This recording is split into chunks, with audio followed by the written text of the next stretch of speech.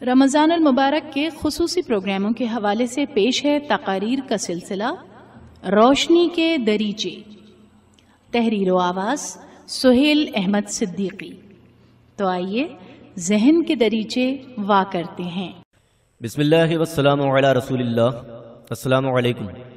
اخلاق محسنی فارسی کی مشہور کتاب ہے جس میں اخلاقیات کی تعلیم دلچسپ انداز میں دی گئی ہے۔ یہ کتاب ملا حسین وائز کاشفی نے ابو المحسن مرزا کی فرمائش پر 1495 میں لکھی تھی۔ اس کی مقبولیت کے پیش نظر اس کا ترکی اور انگریزی زبان میں بھی ترجمہ ہو چکا ہے۔ اخلاق محسنی کی ایک حکایت آپ کی خدمت میں پیش کرتا ہوں۔ تاریخ میں آتا ہے کہ کسی شہر کا حاکم نہایت سخی اور مہمان نواز تھا۔ اس کے مہمان خانے کا دسترخوان ہر خاص و عام کے لیے ہر وقت تیار رہتا تھا۔ جو کوئی شہر میں آتا سخی حاکم کی طرف سے دوپہر کا کھانا اور رات کا کھانا کھائے بغیر نہ جاتا تھا۔ ایک دفعہ کسی دشمن نے اپنی ریاست کو وسیع کرنے کے خیال سے سخی کے شہر پر حملہ کر دیا۔ سخت لڑائی ہوئی، مگر حیرت انگیز بات یہ تھی کہ سخی حاکم دن بھر کی لڑائی کے بعد رات کو دشمن کے پورے لشکر کے لیے کھانا ضرور بھجوا دیتا۔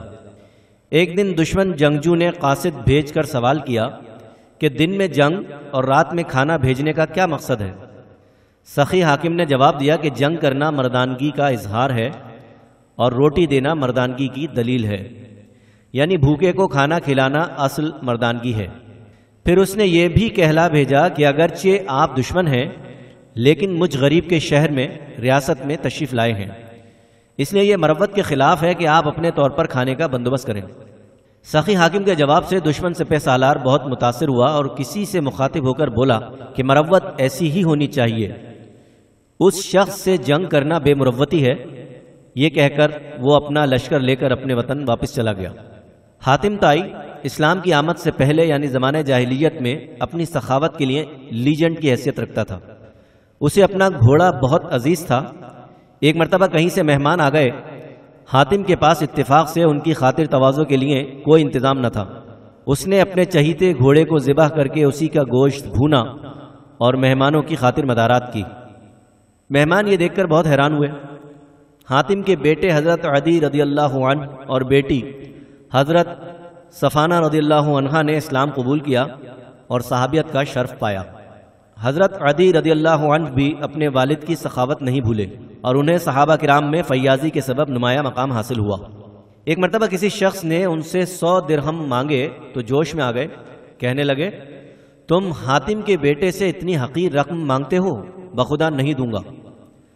حضرت عدی بن حاتم طائی رضی اللہ عنہ ان صحابہ میں شامل تھے جن کا احترام خاص طور پر رسول مقبول صلی اللہ علیہ وآلہ وسلم کیا کرتے تھے۔ ایک مرتبہ حضرت اشعث بن قیس رضی اللہ عنہ نے ایک شخص کو ان کے پاس بھیجا کہ ضرورت کے لیے دیگیں مانگ لاؤ۔ حضرت عدی نے دیگیں بھروا کر مزدوروں کے ذریعے بھیجیں۔ حضرت اشعث نے حیران ہو کر کہا کہ ہم نے تو خالی دیگیں ادھار مانگی تھیں۔ جواب ملا ہم ادھار بھی دیگیں دیں تو خالی نہیں دیتے۔ حضرت عدی بن حاتم کی ایک عادت یہ بھی تھی کہ چیونٹیوں کے لیے روٹی کے ننھے ننھے ٹکڑے کر کے بکھیر دیتے تھے اور فرماتے تھے کہ یہ ہمارے ہمسائے ہیں، ان کا بھی حق ہے۔ اللہ تعالیٰ جواد ہے، فیاض ہے، نہایت سخی اور وہ سخاوت پسند کرتا ہے۔ جو بندہ سخاوت میں جتنا آگے بڑھتا ہے اللہ کے اتنے ہی قریب ہو جاتا ہے۔ یہاں ایک مسئلہ بیان کرنا ضروری معلوم ہوتا ہے۔ مشرکین میں کئی افراد ایسے تھے جو سخاوت کے لیے مشہور تھے۔ حضرت عمرو بن العاص رضی اللہ عنہ کا باپ عاص بن وائل بھی اپنے کچھ اچھے کاموں کے لیے مشہور تھا، مگر شرک کی حالت میں مر گیا۔